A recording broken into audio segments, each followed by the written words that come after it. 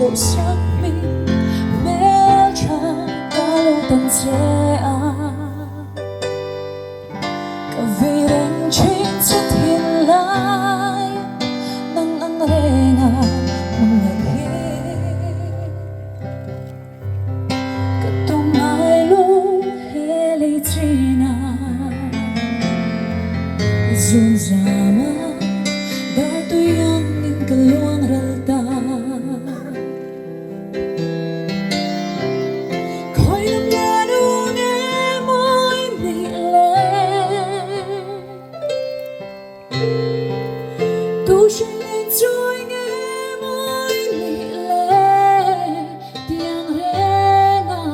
kadon lum ruk min ti boy tu kadong ai lo ngang lo chu o bel cha izole ngai ring na sắc bên tuần đi lâu hết trên nạ xe mịt khắp car lên xuống in mua liam mẹ chuyện toàn ngồi na hi tan hiền lúc ngày na lệ về tuần na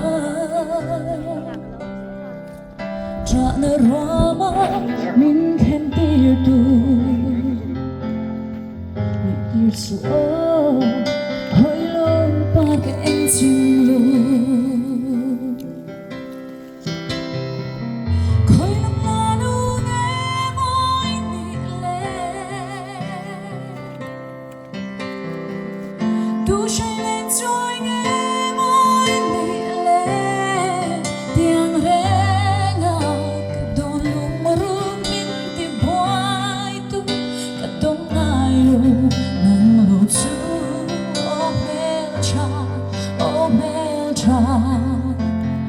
izole ngai ring na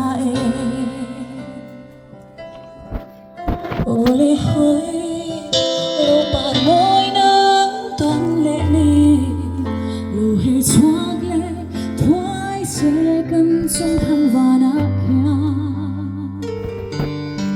chu tin ka li ru lu be sak mel moi le sak roa ngày na in lung chim te in hồi lo par mo đủ tên ca quang quả nan che khơi lắm là nu nghe môi mị lệ tu say lên trôi nghe môi mị lệ tiếng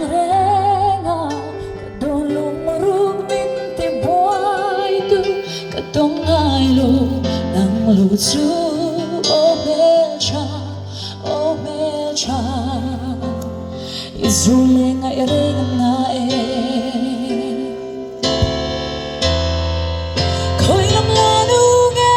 môi mị lệ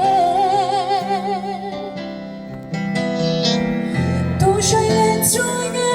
môi mị lệ tiếng renga